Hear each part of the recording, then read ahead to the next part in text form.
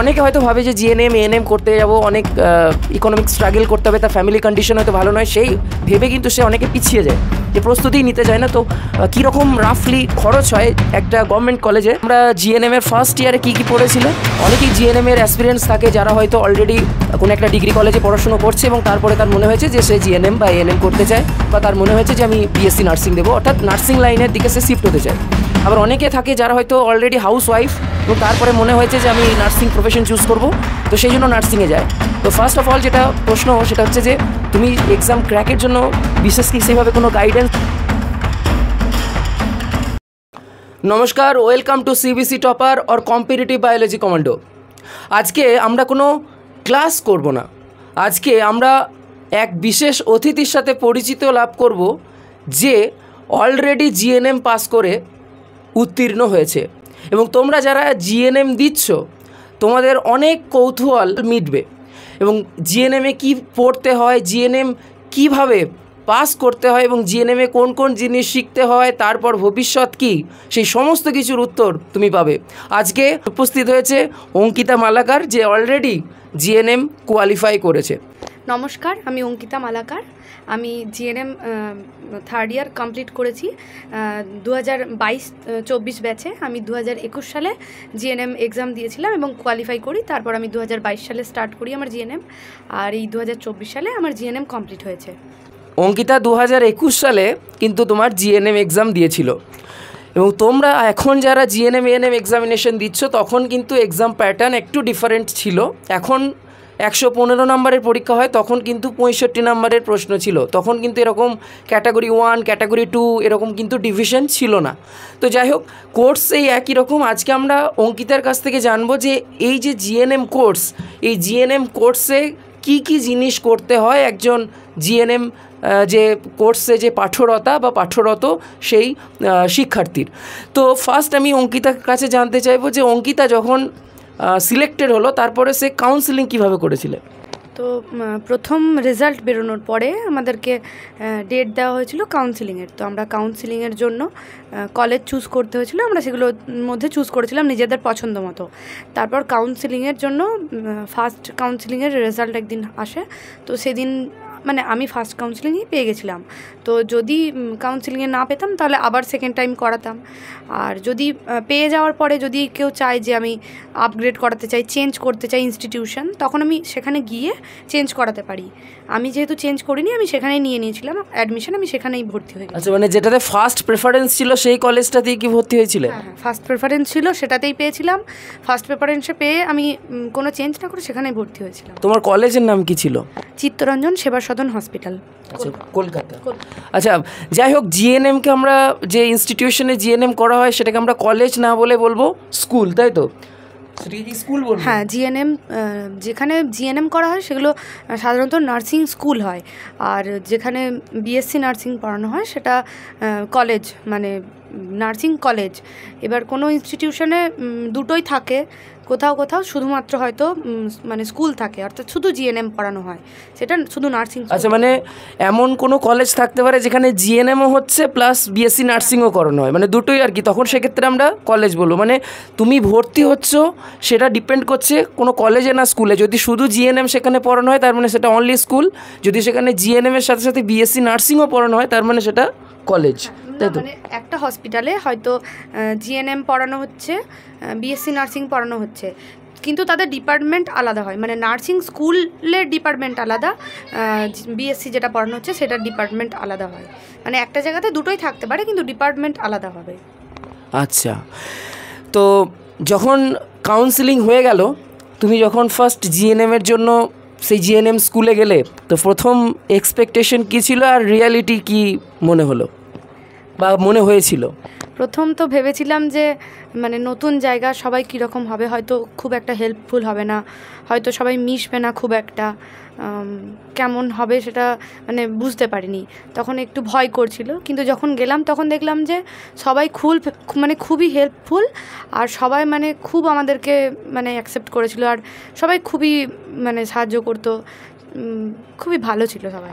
আচ্ছা, তো কলেজ বা স্কুলের আগে ছাত্রছাত্রীরা যেটা জানতে চায় যে কিভাবে সে এক্সাম ক্র্যাক করলো, এবং অনেকেই জিএনএমের অ্যাসপিরেন্টস থাকে যারা হয়তো অলরেডি কোনো একটা ডিগ্রি কলেজে পড়াশুনো করছে এবং তারপরে তার মনে হয়েছে যে সে জিএনএম বা এএনএম করতে চায়, বা তার মনে হয়েছে যে আমি বিএসসি নার্সিং দেবো, অর্থাৎ নার্সিং লাইনের দিকে সে শিফট হতে চায়। আবার অনেকে থাকে যারা হয়তো অলরেডি হাউস ওয়াইফ এবং তারপরে মনে হয়েছে যে আমি নার্সিং প্রফেশন চুজ করব, তো সেই জন্য নার্সিংয়ে যায়। তো ফার্স্ট অফ অল যেটা প্রশ্ন সেটা হচ্ছে যে তুমি এক্সাম ক্র্যাকের জন্য বিশেষ কি সেইভাবে কোনো গাইডেন্স বা কিছু মানে নিয়েছিলে, বা তুমি কি কি পড়েছিলে সেটা যদি তুমি বলো তোমার সেই সময়কার এক্সাম প্রিপারেশনের ভিত্তিতে। লকডাউনের পরে পরে আমাদের এক্সামটা হয়েছিল, তো আমি ওনার কাছেই পড়েছিলাম সব কিছু। তো উনি আমাকে মানে বায়োলজির টিচার ছিলেন আমার, তো বায়োলজি ওনার কাছে পড়েছি। তারপর এমনি জিএনএমের জন্য তখন কিছু প্রকাশনের বই বেরিয়েছিল, তো আমি একটা কিনেছিলাম। তো কিছু লজিক্যাল রিজনিং, তারপরে সমস্ত প্র্যাকটিস সেটগুলো যেগুলো ছিল বায়োলজি এরকম কিছু ছিল প্র্যাকটিস, সেগুলো প্র্যাকটিস করেছিলাম, ওটাই যা। আচ্ছা, মানে সেরকম বিশেষ কিন্তু প্রিপারেশন নেয়নি। মানে তুমি যদি কোর্সটাকে ভালো করে বোঝো, তোমরা যদি জিএনএমের সিলেবাসটা দেখো, সিলেবাসটাতে কিন্তু অলরেডি তুমি সেই প্রিপারেশন নিয়ে ফেলো যখন তুমি ক্লাস 9-10-এ পড়ো। অর্থাৎ তুমি যদি 9-10-এ ভালো করে যদি পড়ে থাকো life science, physical science, math প্রভৃতি, এবং ম্যাথের ক্ষেত্রে স্পেশালি এখানে ট্রিক্সের ম্যাথ হয়, সেখানে লং মেথড কার্যকরী হয় না। সুতরাং তুমি যদি ক্লাস 9-10-এর লাইফ সায়েন্স, ফিজিক্যাল সায়েন্স ভালো করে পড়ো তাহলেই কিন্তু অনেকটা ধাপ এগিয়ে যায় ক্র্যাকের পিছনে। এবং রিজনিং এগুলো জাস্ট একটু প্র্যাকটিস করলেই হয়ে যায়, তাই তো। তো নেক্সট যেটা সেটা হচ্ছে যে নার্সিং কলেজে যখন পৌঁছে গেলে, তো সেখানে গিয়ে কি কোনো ডিপার্টমেন্টাল সেকশন, বা নার্সিং স্কুলে যখন তুমি গেলে সেখানে কি কোনো ডিপার্টমেন্টাল সেকশন ছিল? যেমন ডিগ্রি কলেজে থাকে না যে mathematics department, zoology department, বটানি department, সেরকম কোনো? না না, একদমই না, ওরকম কোনো ডিপার্টমেন্ট থাকে না। পুরো যে সিলেবাস থাকে সেই অনুযায়ী, মানে আমরা যেখানে পড়ি সেটা একটা হসপিটালের মধ্যেই, তো ওরকমভাবে কোনো ডিপার্টমেন্টাল কিছু থাকে না। আমাকে জিএনএম কোর্সে আমার যা কিছু কোর্সের মধ্যে ইনক্লুডেড আছে আমাকে সব কিছুই পড়তে হবে, ওরকম কোনো আলাদা ডিপার্টমেন্ট ভাগ থাকে না। ঠিক আছে, তো নেক্সট যেটা সেটা হচ্ছে যে আমাদের যে এক্সাম, তোমাদের যে কোর্স চলাকালীন যে এক্সামগুলো হয় সেটা ইয়ারলি হয় না সেমিস্টার সিস্টেম? ইয়ারলি হয়। ইয়ারলি মানে জিএনএম 3 বছরের কোর্স, 3টে এক্সাম। আচ্ছা, কখন হয় এক্সামগুলো? এক্সামগুলো নভেম্বর ডিসেম্বরের দিকে এক্সামগুলো হচ্ছে। এবং তোমরা জিএনএমের ফার্স্ট ইয়ারে কী কী পড়েছিলে? ফার্স্ট ইয়ারে ছিল আমাদের অ্যানাটমির মধ্যে সাবজেক্ট ভাগ ছিল অ্যানাটমি আর মাইক্রোবায়োলজি। তারপরে ছিল বিহেভিয়ারাল সায়েন্স, আমাদের সেকেন্ড পেপার, সেটাতে ছিল সাইকোলজি, আর সাইকোলজির সাথে ছিল সোসিওলজি। আর তাছাড়া ছিল আমাদের ফান্ডামেন্টাল অফ নার্সিং, অর্থাৎ নার্সিংয়ে ফার্স্ট ইয়ারে গিয়ে আমরা প্রথম নার্সিং কি, নার্সিংয়ের বিভিন্ন প্রসিডিওর এরকম জিনিসপত্র যেগুলো সেগুলো ছিল। আর তাছাড়া ছিল community health nursing paper 1। Community health নার্সিংয়ের যে পেপার 2 সেটা আবার আমরা থার্ড ইয়ারে গিয়ে পড়ি। কমিউনিটি হেলথ নার্সিংয়ে ছিল অর্থাৎ কমিউনিটি পিপলদের মধ্যে আমরা কী ধরনের কেয়ার দেবো, নার্সিং কেয়ার, সেই সব নিয়েছিল। আচ্ছা, তার মানে যে কোর্সগুলো বললো একটাও কিন্তু আমরা যে প্রিপারেশনের সময় যে কোর্সগুলো পড়ানো হয় তার সাথে কিন্তু খুব একটা যোগসূত্র নেই। সুতরাং প্রিপারেশনের সময় তোমাকে যে ম্যাথ পড়তে হচ্ছে, রিজনিং পড়তে হচ্ছে, ফিজিক্যাল সায়েন্স পড়তে হচ্ছে, লাইফ সায়েন্স পড়তে হচ্ছে, সেইগুলো কিন্তু ওখানে গিয়ে যে পুনরায় পড়তে হবে এমন নয়। শুধুমাত্র লাইফ সায়েন্সটা একটু টাচ থাকে, মানে লাইফ সায়েন্সের বিষয়গুলো একটু আরও ডিটেলসে পড়তে হয়, যেগুলোর কিন্তু ক্লাস 9-10-এর যে বিষয় সেটা একদম বেসিক লেভেলের জিনিস, এবং জিএনএম পড়াকালীন যে বিষয়গুলো পড়তে হয় একদম আলাদা। মানে সেখানে পুরো পিওর নার্সিং বিষয়টা আর কি পড়তে হয় আর কি, এবং সেটাকে কী করে অ্যাপ্লাই করবো সেই সবের ব্যাপার থাকে আর কি। যাই হোক, তো আমাদের এখানে যে প্রিপারেশন করানো হয় সেই প্রিপারেশনের সাথে কিন্তু জিএনএমের মধ্যে যে কোর্সে যে যা যা বিষয় পড়তে হয় তার মধ্যে কোনো কিন্তু সেরকম বিশেষ সম্পর্ক নেই। আচ্ছা, তোমাদের যে ডিপার্টমেন্ট ছিল সেই ডিপার্টমেন্টে কতজন তোমাদের ব্যাচে ছিল? এই 2021 অ্যাডমিশন নিয়েছিল কতজন? আমরা 21-এর ডিসেম্বরের দিকে, নভেম্বর ডিসেম্বরের দিকে আমাদের অ্যাডমিশন, নভেম্বরের লাস্টে বা ডিসেম্বরের শুরুতে আমাদের অ্যাডমিশন হয়েছিল। তো আমাদের ব্যাচে ছিল মানে অনেকজনই ছিল, মানে 52 ফার্স্ট ভর্তি হয়েছিল, তো তার মধ্যে একজন বেরিয়ে যায়, একজন অন্য, হ্যাঁ 50, হ্যাঁ এক এক জায়গায় এক এক রকম থাকে, কোথাও 100 জনের ব্যাচ থাকে, কোথাও 50 জনের, এরকম 60 জনের এরকম থেকে। আচ্ছা, এটা হচ্ছে স্কুল ওয়াইজ ভ্যারি করে যে কতজনের সিট। তো তোমাদের ব্যাচে কি কোনো মেল ছিল? না না, মেল যারা পড়ে তাদের অন্য ইনস্টিটিউশন থাকে, আর ফিমেল ইনস্টিটিউশন আলাদা, মেল ইনস্টিটিউশন আলাদা, যেগুলো গভর্নমেন্টের আছে। আর যেগুলো প্রাইভেট আছে তো তাদের ক্ষেত্রে মেল ফিমেল একসাথে হয়তো পড়ে, মানে পড়ে কি না জানি না ওয়েস্ট বেঙ্গলে, এ ব্যাপারে অতটা জানি না। ঠিক আছে, তো জিএনএম এএনএম কোর্স করার ক্ষেত্রে একজন শিক্ষার্থী যার ব্যাকগ্রাউন্ড হয়তো ততটা স্ট্রং নয়, সে হয়তো পড়াশোনায় ভালো, সে চায় সে জিএনএম করতে, কিন্তু সেক্ষেত্রে একটা বাধা হয়ে দাঁড়ায়, সেটা হচ্ছে ইকোনমিক কন্ডিশন। এবং অনেকে হয়তো ভাবে যে জিএনএম এএনএম করতে যাব, অনেক ইকোনমিক স্ট্রাগল করতে হবে, তার ফ্যামিলি কন্ডিশন হয়তো ভালো নয়, সেই ভেবে কিন্তু সে অনেকে পিছিয়ে যায়, যে প্রস্তুতিই নিতে চায় না। তো কীরকম রাফলি খরচ হয় একটা গভর্নমেন্ট কলেজে, তো সেটা যদি একটু ছাত্রছাত্রীদের জানানো হয় তারা হয়তো একটু উপকৃত হতে পারে। মান্থলি 4,000। আচ্ছা, মান্থলি 4,000, এটা কিন্তু থাকা খাওয়া সব মিলে, তাই তো? মানে সব এভরিথিং। অ্যাকচুয়ালি গভর্নমেন্ট কলেজে পেয়ে গেলে থাকার জন্য খুব একটা খরচ হয় না, খাওয়ার জন্য যা খরচা আর নিজের কিছু খরচা যেটা চলে সেই সবের জন্য। তো বর্তমান বাজার মূল্যে কিন্তু যে খাওয়া দাওয়ার পিছনে খরচ, এটা তুমি যে কোনো জায়গায় থাকো, বাইরে থাকলে তোমাকে কিন্তু একটা মিনিমাম 2,000 টাকা 2,500 টাকা খাওয়ার পিছনে খরচ করতে হবে, এবং যে খাওয়াটা একদম বেসিক, যেটা তোমার একদম না খেলেই নয় আর কি, যে একদম আহামরি খাওয়ার নয়। তো খুব একটা যে খরচ তা কিন্তু নয়, মান্থলি 4,000 থেকে 5,000 ওভারঅল কিন্তু খরচ। তোমাদের সেমিস্টার ফি তো ইয়ারলি ফি, এক্সাম ফি কীরকম ছিল? এক্সাম ফি 500-র ভিতরে। আচ্ছা, এক্সাম ফি 500-র ভিতরে, মানে 3 বার মোট 1,500 টাকা আর কি। আর রেজিস্ট্রেশনের সময় কি কোনো ফিস নিত? রেজিস্ট্রেশন ফার্স্ট একবার আমাদের যখন রেজিস্ট্রেশন হয়েছিল তখনই লেগেছিল, যেটা আমাদের মানে 3 বছরই ওটাই ছিল রেজিস্ট্রেশন, স্টুডেন্ট রেজিস্ট্রেশন যেটা। আর সেরকম খরচা বলতে বই কেনা আর ড্রেসের জন্য খরচা হয়, একটা ইয়ারলি, ওটা মানে প্রতি মাসে ওটা খরচা হয় না, ইয়ারে একবারই আমাদেরকে কিনতে হয়। আর মেডিকেল স্টুডেন্ট হিসেবে একটা সবার কাছে একটা চিত্র ভেসে ওঠে, সেটা হচ্ছে গলাতে স্টেথোস্কোপ। এই ব্যাপারটার সাথে সম্মুখীন হয় যখন একজন শিক্ষার্থী ইন্টার্নশিপ যায় এবং সে একদম রিয়েল লাইফ সিচুয়েশনটাকে ফেস করে। হসপিটালে ডাক্তারদের সাথে, নার্সদের সাথে একত্রিত হয়ে যে কাজ করার অভিজ্ঞতা, সেটা কেমন? খুবই ভালো। আচ্ছা, তোমার ওই যেখান থেকে তুমি কোর্স করেছো সেখানেই হসপিটাল তো তুমি ছিলে বলছো, তো সেই হসপিটালে কি ইন্টার্নশিপ পড়েছিল না অন্য হসপিটালে পড়ে? না, সেখানেই ইন্টার্নশিপ করেছি। মানে আমাদের আমি যে হসপিটালে পড়েছি সেটা ছিল মা এবং বাচ্চার জন্য স্পেশালিস্ট হসপিটাল, অবস গাইনি আর শিশু যে বাচ্চাদের স্পেশালিস্ট সেই হসপিটাল। তো সে কারণের জন্য আমার পুরো ফিল্ডটা ওখানে করতে পারিনি, আমাদেরকে অন্য হসপিটালে যেতে হতো। আমরা SSKM-এ গেছি ডিউটি করার জন্য, আমরা শম্ভুনাথ পণ্ডিত হসপিটালে গেছি, আমরা সাইক্রিয়াট্রিক ডিউটির জন্য SSKM-এরই একটা বিভাগ IOP, ইনস্টিটিউশন অফ সাইক্রিয়াট্রি, সেখানে গেছি। আর অবস গাইনি বা বাচ্চাদের জন্য যেগুলো, সেই যে ডিউটিটা আমাদের পড়ে সেটা আমাদের হসপিটালেই আমরা করেছি। আচ্ছা, তো ইন্টার্নশিপ হচ্ছে 6 মাস, 6 মাসের ইন্টার্নশিপ, এবং সেখানে তুমি কতগুলো ডেলিভারি করেছো? একজন স্টাফ দিদির হেল্পে করেছিল, মানে প্রথম করেছি যেটা, সেটা একজন স্টাফ দিদি আমাকে শিখিয়েছিলেন, তো একটা করেছি ওনার হেল্পে, আর বাকি 3টে মোটামুটি নিজে করেছি। সেকেন্ডটা মোটামুটি পুরোটাই নিজে করেছি, আর থার্ড ফোর্থ করেছি, ডক্টর পাশে ছিলেন, উনি বলে দিচ্ছিলেন যে এটা করো ওটা করো, এটাই। তো একজন নার্সের সে যখন শেখে, তার থেকে হচ্ছে সে যখন রিয়েল লাইফ সিচুয়েশনে সে কোনো একটা ডেলিভারি করায় বা ডেলিভারিতে হেল্প করে, তো তখন কিন্তু একটা অন্যরকম অভিজ্ঞতা, এবং তার সেটা তখনই ভালো লাগবে যদি না তার সেই পেশার প্রতি মানে ভালোবাসা থাকে। সেই পেশাকে যদি সে ভালোবাসে তবেই কিন্তু সেই সিচুয়েশনটা তার কাছে অত্যন্ত মানে কি বলবো ভালো লাগবে আর কি। তো তোমার কেমন লেগেছিল যে ফার্স্ট ডেলিভারির সিচুয়েশনটা, তোমার যদি এখন মনে হয় তোমার কী রকম লাগে? খুবই সুন্দর, মানে একটা নতুন প্রাণকে পৃথিবীতে আনা নিজে হাতে ধরে, মানে নিজের হাতে কোনো বাচ্চার নাড়ি কাটা, এটা ইনক্রেডিবল, দারুণ, অনেক পছন্দের একটা কাজ।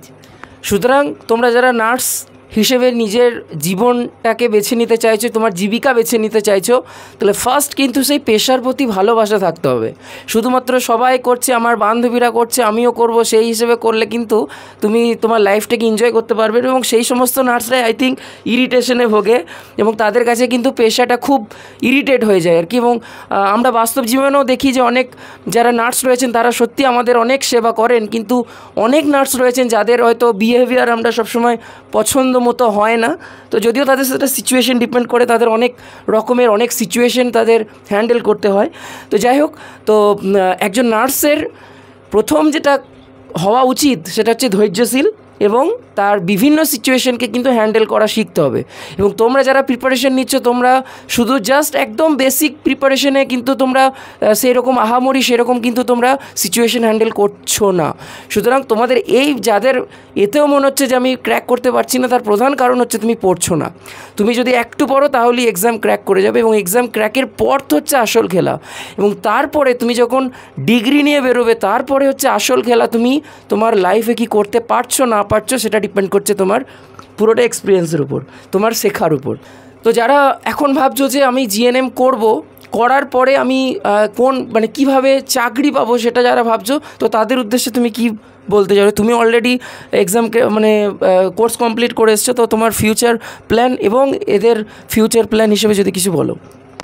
তো গভর্নমেন্ট থেকে করলে এখন 2.5 বছর হলো রিক্রুটমেন্ট বন্ধ আছে, ওবিসি মামলার জন্য রিক্রুটমেন্ট বন্ধ আছে। সে তো সমস্ত চাকরিতেই আমাদের ওয়েস্ট বেঙ্গল গভর্নমেন্টের। তো এমনিতে করার পরে আমরা বিভিন্ন বেসরকারি যে নার্সিং হোম আছে বা হসপিটাল আছে সেখানে আমরা ইন্টারভিউ দিতে পারি, আমরা সেখানে করতে পারি। আর তারপরে নিজেরা চাইলে ভালো করে আবার পড়াশোনা করে এগিয়ে যেতে পারি, পোস্ট বেসিক, তারপরে এমএসসি এইসব করে, মানে বাইরে হয়তো সেন্ট্রাল গভর্নমেন্টের কোনো জবের জন্য অ্যাপ্লাই করা, সেগুলো করতে পারি। আর এখানেও যখন সরকারি রিক্রুটমেন্ট হবে সেখানে আমরা ইন্টারভিউ দিতে পারি এবং তারপরে আমরা জব করতে পারি। এএনএম জিএনএম করার পর মানে তার কোয়ালিফিকেশন কি কাউন্ট করা হয়? মানে সে কি গ্র্যাজুয়েট তো নয় নিশ্চয়ই, তাহলে গ্র্যাজুয়েট মানে গ্র্যাজুয়েশনের যদি মানে ইকুইভ্যালেন্ট করতে গেলে মানে কি তারপরে কি করতে হবে? জিএনএম করার পরে আবার পোস্ট বেসিক করতে হবে। আচ্ছা, পোস্ট বেসিক করলেই সেটা মানে ইকুইভ্যালেন্ট টু গ্র্যাজুয়েশন। আচ্ছা, তারপরে এমএসসি করতে হয়। আচ্ছা, তো সুতরাং তোমাদের যদি ইচ্ছা থাকে যে আমি জিএনএম নিয়ে পড়াশুনো করব এবং তারপরে বাড়িতে বসে থাকবো না, তাহলেও কিন্তু একটা উপায় আছে। তোমার গভর্নমেন্ট রিক্রুটমেন্ট হোক বা না হোক, তুমি কিন্তু একটা হ্যান্ডফুল স্যালারি পেতে পারো যদি তুমি একটা ভালো প্রাইভেট নার্সিংহোমে যদি তুমি কাজে যুক্ত হও আর কি। সুতরাং পুরোটাই ডিপেন্ড করছে তুমি কি শিখছো এবং তুমি কতটা এক্সিকিউট করতে পারছো।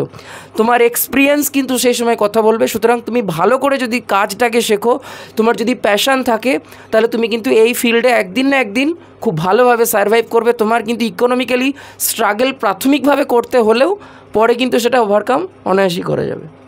সুতরাং তুমি যারা একদম লাস্ট বলবো সেটা হচ্ছে তুমি যারা অলরেডি এএনএম জিএনএম দেবে তাদের উদ্দেশ্যে তুমি কিভাবে বলবে? তাদের আর এক্সাম খুব যে বেশি দেরি নেই, কিন্তু অনেক এখনও প্রস্তুতি শুরু করেনি, তো তারা কি করবে? আচ্ছা, তো খুবই ভালো একটা প্রফেশন, নোবেল প্রফেশন।